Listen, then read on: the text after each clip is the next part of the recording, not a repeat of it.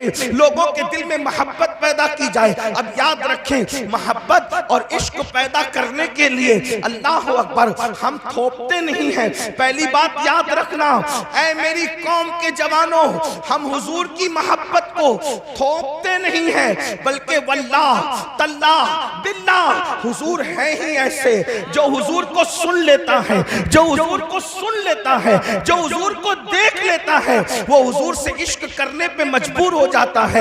اللہ کی کائنات میں اتنی عظیم ہستی کبھی پیدا نہیں ہوئی، کسی زمانے میں پیدا نہیں ہوئی۔ اللہ اکبر، دنیا میں لوگ بہت آئے، زمانے میں لوگ بہت آئے، مگر اللہ اکبر میرے نبی جیسا دنیا میں کوئی آیا بھی نہیں اور آ بھی نہیں سکتا۔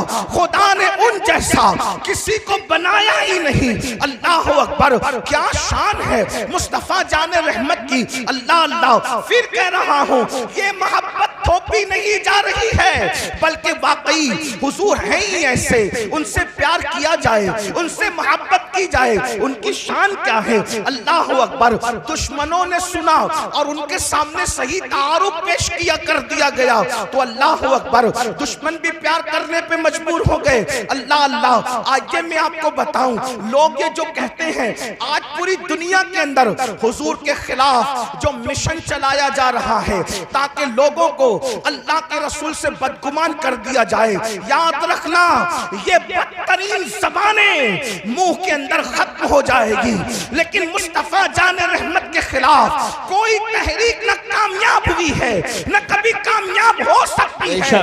مسلمانوں، ہماری ذمہ داری ہے اپنے نبی کا صحیح تعارف کراؤ اور لوگوں کو بتاؤ، لاؤ ایسا قائد جو جان کے دشمنوں کو معاف کرتا ہو، لاؤ ایسا قائد جو دشمن کے لیے اللہ اکبر اپنی چادر بچھاتا ہو، لاؤ ایسا قائد جو گالیاں سن کر کے دعائیں دیتا ہو، لاؤ ایسا قائد جو جانوروں سے بھی پیار کا تصور عطا کرتا ہو، لاؤ ایسا قائد اللہ اکبر جو اتنا بڑا ہے، اتنا بڑا ہے، اتنا بڑا ہے کہ خدا اس کی رضا چاہتا ہو اور وہ پاگلوں کا بھی خیال کرتا ہو، وہ چوٹیوں کا بھی خیال کرتا ہو، وہ مینڈکوں کا بھی خیال کرتا ہو۔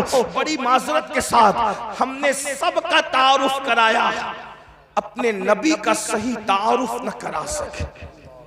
کیوں؟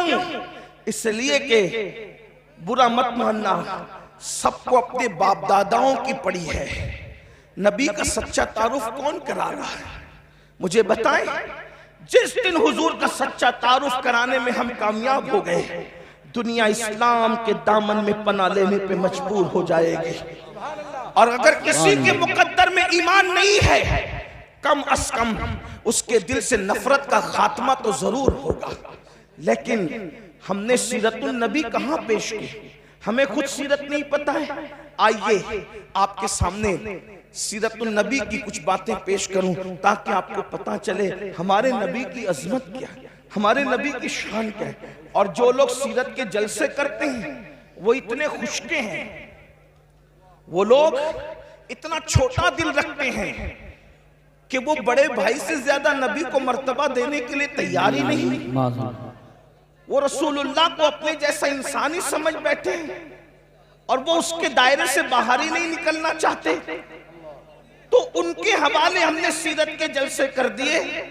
سیرت النبی کا عنوان ہے، لیکن وہ سیرت الانسان بیان کرتے ہیں۔ سیرت النبی بیان کرنے کا حق صرف اہل سنت کو ہے۔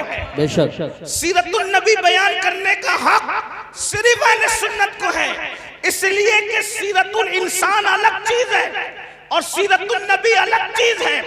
سیرت النبی میں سیرت الانسان سمٹ آتی ہے، لیکن سیرت الانسان میں سیرت النبی کو آپ نہیں سمیٹ سکتے، اس لیے کہ جو نبی ہوتا ہے وہ انسان ہوتا ہے، مگر ہر انسان نبی نہیں ہوتا۔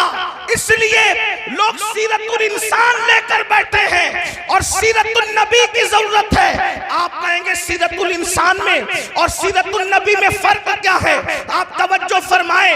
لوگ کہتے ہیں کیا؟ یہ کہتے ہیں آج یہ کہ وہ تو اتنے ہماری طرح انسان تھے، وہ تو اتنے ہماری طرح انسان تھے کہ حلیمہ کی بکریاں بھی چراتے تھے اور وہ بکریوں کا دودھ بھی دوتے تھے۔ اس